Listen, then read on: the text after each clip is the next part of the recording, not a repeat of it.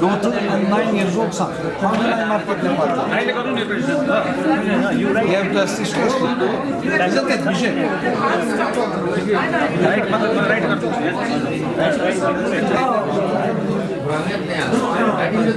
Exactly. Focus should be on Arabic. Absolutely. That's what we have been talking about.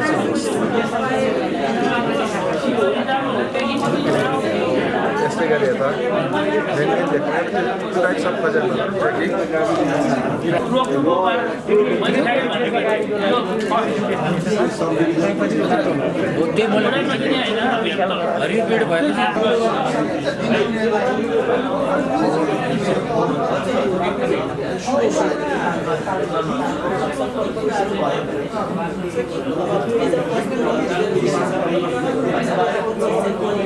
गर्न सकिन्छ no country has that अहिले तपाईले flight radar 24 मा हेर्यो भने वरिपरि प्लेनै प्लेन देख्छ नेपालको माथि खाल्डो देख्छ which is a major advantage that we can use so त्यो कुरा चाहिँ हामीले देखेको चाहिँ कम्पिटिटिभ एडभान्टेज अहिले हाम्रो भएको चाहिँ यही हो the scale the people and the natural isolation that we have यो कम्पिटिटिभ एडभान्टेजलाई लिएर चाहिँ हामीले रिकभरी प्रोसेसमा जाने भने चाहिँ रिकभरी प्रोसेसको लागि इनोभेसन गर्ने हो भने एउटा मात्रै प्रिन्सिपल छ वी नीड टु फोकस त्यसको लागि रिसर्च चाहिन्छ रिसर्च नेपालमा छँदै छैन कन्ज्युमर बिहेभियर कहाँ जाँदैछ भन्ने हामीलाई केही थाहा छैन हैन किनभने हामीले बिहेभियर रिसर्च गरेकै छैन भनेपछि यो जिन्दगीभर गरेको छैन हामी कहिले पनि 50 वर्ष भयो 60 वर्ष भयो हामी रिसर्च कहिले पनि गर्दैनौँ भनेपछि त्यो रिसर्च नभएको कन्ट्रीमा चाहिँ one of the main strategies we need to do is we need to start research behaviour के हुँदैछ संसारभरि मान्छे कहाँ जाँदैछ त भन्ने कुरा हामीले चाहिँ बुझ्नुपर्छ किन बिहेभियर चेन्जमा पक्र्नु सक्ने भनेको क्राइसिस म्यानेजमेन्टको सबभन्दा टप क्वालिटी हो बिहेभियर चेन्जलाई टप्प पक्र्नु सक्यो भने त्यति बेला you can make money if you cannot हिँड्नु चाहँदैन मान्छेहरू स्मलर ग्रुप साइजमा हिँड्नु चाहियो फ्यामिली सँगै हिँड्नु खोजिरहेको किन फ्यामिली धेरै सँगै बस्यो सँगै हिँड्नु खोजिरहेको छुटेर हिँड्नु चाहँदैन अलिकति एक्टिभ लाइफस्टाइल भएको छ मान्छेलाई पेन्डेमिक पछि त्यो एक्टिभ लाइफस्टाइललाई अलिकति उसले चाहिँ अगाडि बढाउनु खोजिरहेको छ होइन एक्टिभ लाइफस्टाइल अनि मान्छेहरू हिँड्दाखेरि एउटा देशबाट अर्को ठाउँ जाँदाखेरि अथवा काठमाडौँबाट पोखरै जाँदा पनि पोखरामा पनि मान्छेले गएर सोध्छ पेन्डेमिकले कति गाह्रो पार्यो भनेर सोध्छ भने चाहिँ अन्डरस्ट्यान्ड मान्छेको अन्डरस्ट्यान्डिङ खोजाउँ अन्डरस्ट्यान्ड गर्नु खोजिरहेछ अर्को देशमा कसरी बितायो त कस्तो भयो अप्ठ्यारो भयो भएन so understanding people has become an important thing photo मात्रै खिच्ने होइन सो त्यो पनि एउटा इम्पोर्टेन्ट भन्छ र मान्छेलाई आइसोलेसन चाहेको छ होइन सबै भिडमा जानु खोजिरहेको छैन एउटा आइसोलेसन ठाउँमा जानु पायो भने दे प्रिफर द्याट भन्ने चाहिँ एउटा सानो ट्रेन्ड हो र एडभेन्चरको ट्रेन्ड एकदम हाई छ यु सो इट होइन पेन्डेमिक हुने बित्तिकै एभरेस्ट टप इयर भयो होइन सबभन्दा रेकर्ड क्लाइम त्यहाँ भयो भनेपछि top adventure went higher during crisis अहिले पनि कोभिड लागिहाल्यो भने ठिक हुन्छ कि भनेपछि the trend is towards better food choices होइन अब यसलाई हेर्ने हो भने यसलाई सबै हेर्दाखेरि इनोभेसन कहाँ गर्ने रिकभरी टाइममा रिकभरीमा के चाहिएको छ भन्दाखेरि आम्दानी चाहिएको छ we need to give more jobs होइन मोर जब्स टु पिपल भनेपछि टुरिज्म भ्याल्यु चेनमा हामीले हेर्ने हो भने which is the most effective for recovery which is the most place where job is created is agriculture किन जुनै टुरिस्टले पनि 3 चोटि खाना खानुपर्छ होइन त्यो खाना खाएको फेरि एग्रिकल्चर भरि फार्मरबाट आउनुपर्छ भनेपछि त्यसको जुन चेन्ज छ मल्टिप्लायर इफेक्ट जुन एग्रिकल्चरको छ द्याट इज भेरी हाई अहिले हामीले नरेशजीबाट सुन्यौँ which I don't think many people know तर द फुड इन्डस्ट्री होइन रेब्यानको मात्रै फिगर हेर्ने भने रेब्यान मात्रै है maybe everybody is not joining revenue तर रेब्यानको मात्रै फिगर हेर्ने भने पनि यहाँ चाहिँ दिनको 14 करोडको बिजनेस हुन्छ दिनको ए वेयर नट टकिङ मन्थ वर्ष होइन दिनको 14 करोड त्यसबाट 5 करोड त पर्चेज मात्रै हो एग्रिकल्चर दिनको होइन so that is where we need recovery there is no doubt about it फुडमा हामीले रिकभर गर्ने भने that's going to be very important अब त्यहाँ इनोभेसन गर्ने भने चाहिँ यो अब पोस्ट कोभिड पछि चाहिँ नि हाम्रो जुन यो प्याकेजहरूको जुन उ छ नि त्यसलाई हामीले चेन्ज गर्नुपर्ने हुन्छ जुन पुरानो परम्परा अनुसारको जुन प्याकेजहरू छ त्यसलाई चाहिँ अब नयाँ परम्परा अनुसारले चाहिँ एउटा एट्र्याक्टिभ स्टाइलले प्रोडक्ट बेस्डमा अब यो अहिले लङ स्टेयरको लागि चाहिँ नि यो योगाको ग्रुपहरू जुन चाहिँ नि महिनौ दिन बस्न यहाँ आउँछ उनीहरूलाई चाहिँ हामीले फोकस गर्नुपर्ने हुन्छ र त्यसै गरी चाहिँ नि यो स्पिरिचुअल ग्रुपहरू जुन छ जुन अब बुद्धिज्ममा बेस भएको हिन्दुज्ममा बेस भएको अहिले यो पछि कालान्तरमा थोरै यो मुस्लिम कन्ट्रीहरूको पनि यो रिलिजियस ग्रुपहरू चाहिँ नि नेपाल आउने गरेछ र यसका केही डेस्टिनेसनहरू छन्। एउटा डेस्टिनेसन रौतहटमा पनि छ, एउटा डेस्टिनेसन बारामा छ, एउटा डेस्टिनेसन हाम्रो अब हामीले त्यही बाटोबाट पोखरा गइरहेको हुन्छौँ तर हामीले बिराएका हुन्छौँ। तनहुँमा पनि मुस्लिमहरू हुनुहुन्छ, त्यहाँ पनि पूजाहरूको लागि चाहिँ बाहिरबाट आउनुहुन्छ। एयरलाइन्सहरूबाट नै हामीले मद्दत लिनुपर्ने हुन्छ र सरकारले यसमा पहल गरेको खण्डमा यो पनि एउटा केही कोसेढुङ्गा हुनसक्छ। त्यसै गरी हामीले चाहिँ अब यो नयाँ जुन फ्लाइटहरू जुन आउँदैछ अहिले गल्फ एयर हामी आउँदैछ जुन डाइरेक्ट फ्लाइटहरू दिन सक्छ। अहिले हिमालयन एयरलाइन्सहरू छ होइन, त्यो कन्ट्रीहरूमा गएर चाहिँ हामीले आइडेन्टिफाई गरेर चाहिँ त्यहाँ चाहिँ प्रमोसनको काम गर्नुपर्छ जहाँ कनेक्टिभिटी राम्रो होस्। त्यसै गरी हामीले एउटा अर्को पोइन्ट हाम्रो ग्रुपले हाइलाइट गरेको छ, त्यो छ डिजिटल मार्केटिङ होइन। पहिलेका मार्केटिङको जुन टुल्सहरू थियो हामी चाहिँ ब्रोसर, भिजिटिङ कार्ड र फ्लायर्सहरू लिएर सानोतिनो चाहिने बुकलेटहरू लिएर जान्थ्यौँ। त्यसलाई थोरै चेन्ज गर्दै चाहिँ अब ग्लोबली चाहिने इस्ट युरोपको चाहिँ हाम्रो मार्केट चाहिँ एकदमै इमर्जिङ छ र त्यसलाई चाहिँ हामीले डिफ्रेन्ट स्लोगनको तरिकाबाट चाहिँ हामीले प्रमोट गर्न सक्छौँ।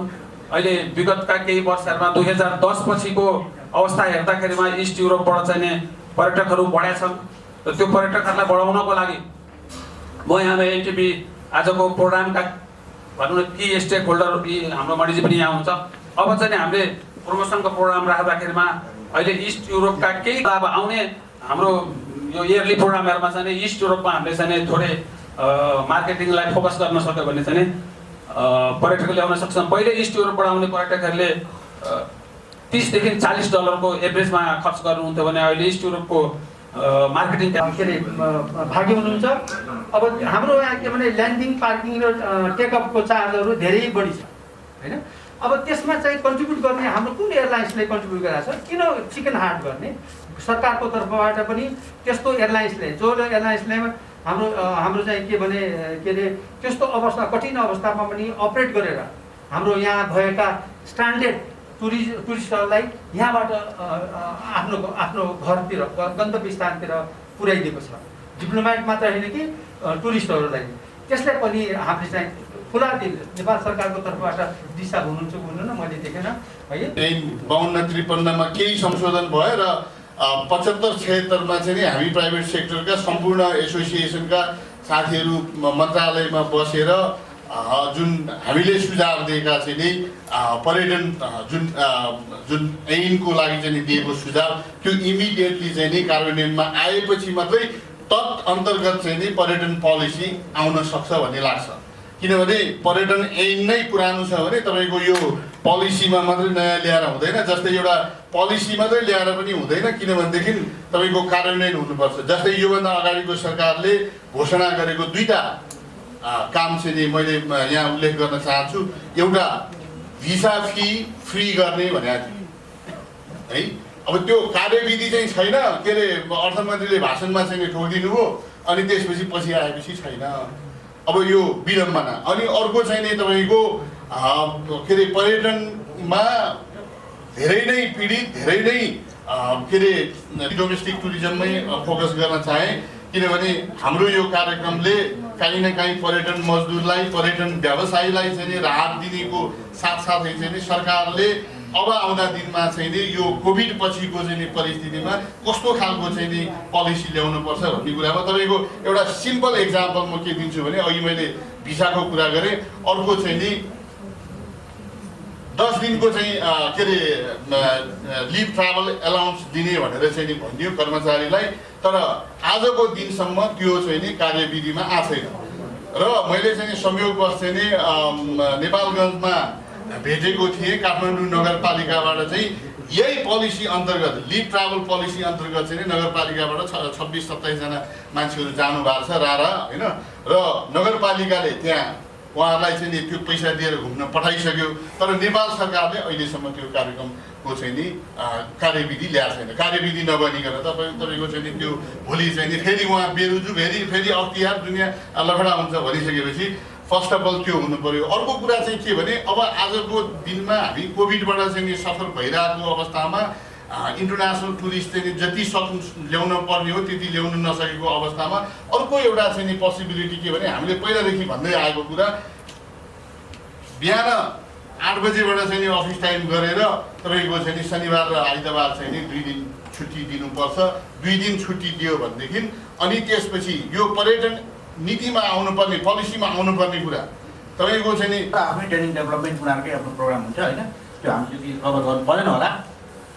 र टुरिज्म सेक्टरमा चाहिँ travel tour, trekking, rafting, mountaineering, rock climbing यो अहिले हालको लागि चाहिँ सर्ट टर्मको लागि चाहिँ हामीले आइडेन्टिफाई गर्यौँ यो सेक्टर। र यसमा चाहिँ recovery strategy short term development नै भनौँ अथवा रिफ्रेसन भनौँ यसलाई अथवा रिटेन्सन भनौँ, तुरुन्तै चाहिने भनेको चाहिँ हेल्थ सेफ्टी नै हो होइन। त्यसमा अब हेल्थ प्रोटोकलको कुरा कोभिडको दिनै पर्छ ट्रेनिङहरू भनौँ त यो कन्टिन्युस प्रोग्राम हो, किनभने कुनै कुनै संस्थाहरूबाट यो सञ्चालन भइरहेकै छ होइन, तैपनि हाम्रो पनि जिम्मेवार हो यो। र फुड सेफ्टी यसमा धेरै कुरा पर्न सक्छन्, पर्सनल हाइजिनहरू, ग्रुमिङहरू र स्टोरिङ होइन, पर्चेजिङ सबै कुरा गर्न सक्छन्। र हामीले अब इन्टरनेसनल होइन कि अब डोमेस्टिक भने मास्टर लेभलको इम्प्लोइहरू धेरै अब पलायन भइसकेको हुन सक्छन्, त्यस कारणले अलिक तल्लो लेभलकोहरूलाई पनि अलिक कभरेज गर्नको लागि रिफ्रेसिङ कोर्सहरू दिनुपर्ने हुन्छ। यसमा कोअर्डिनेसन चाहिँ प्रायः हामी अब लोकल बडी किन प्रोभिन्समा जाने हो भने त उहाँहरूसँग कोअर्डिनेसन गर्नुपर्ने हुन्छ। हाम्रो विभागहरू त डिभिजन अफ लेबर, पर्यटन जसमा छन् हाम्रो। अनि त्यस्तै अब अरू क्यान, नाटा, नाथम, हान, रेवान होइन, सिटिभिटी अफ ट्रेनिङमा अब एनएमए लगायतका होइन संस्थाहरूसँग कोअर्डिनेसन गरेर, किनभने उहाँहरूसँग पनि त अब सर्टेन बजेटवारे राख्नु भएको हुन्छ है ह्युमन क्यापिटल डेभलपमेन्टको लागि। उहाँहरूसँग पनि हामीले कोअपरेसन गर्नको लागि चाहिँ उहाँहरूसँग सल्लाह लिएर अथवा चाहिँ प्याकेज बनाएर अब हामीलाई चाहिँ व्यापारमा लचकता र चाहिँ सहुलियतका ग्रुपमा पार्नु भएको थियो। यस अन्तर्गत हामीले एकदम टुरिस्ट पोइन्ट मात्र राखेका छौँ।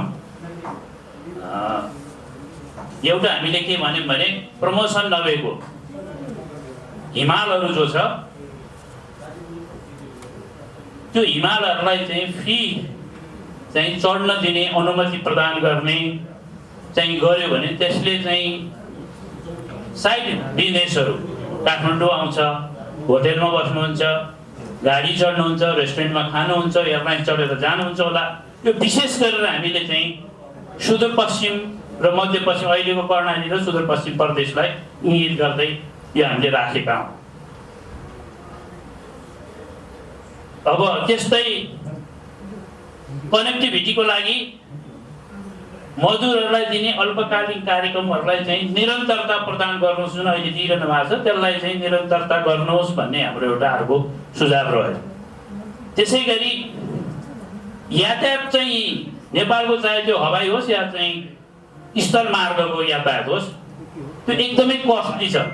विशेष त हामीले चाहिँ भारतसित प्रतिस्पर्धा गरिरहेको वर्तमान परिस्थितिमा त्यसमा व्यावहारिक रूपमा त्यसको तुलना गरेर के हुन सक्दछ त्यसको चाहिँ एउटा सहुलियत प्रदान होस् भन्ने हामीलाई चाहिँ लागेको छ।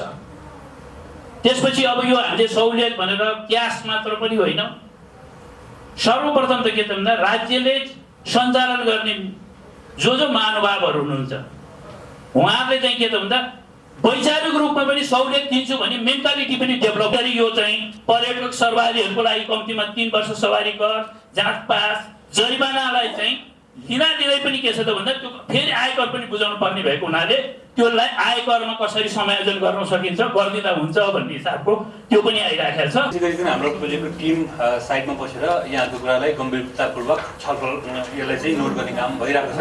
त्यसै गरी कन्सल्टेन्टले आफ्नो काम गरिरहनु भएको छ। हाम्रो यो छोटो निमन्त्रणलाई स्वीकार गरी आउनुभएकोमा सर्वप्रथम नेपाल पर्यटन बोर्डको तर्फबाट र यो प्रोजेक्टको तर्फबाट यहाँलाई हृदयदेखि धन्यवाद दिन चाहन्छौँ। हिजो हामीले सकेसम्म सम्भव भएसम्म हामीसँग भएको लिस्टिङमा हाम्रो पूर्व कार्यकारी समिति सदस्य पनि हुनुहुन्छ अनि त्यसभन्दा पनि पछाडि फेरि उहाँले होमस्टेको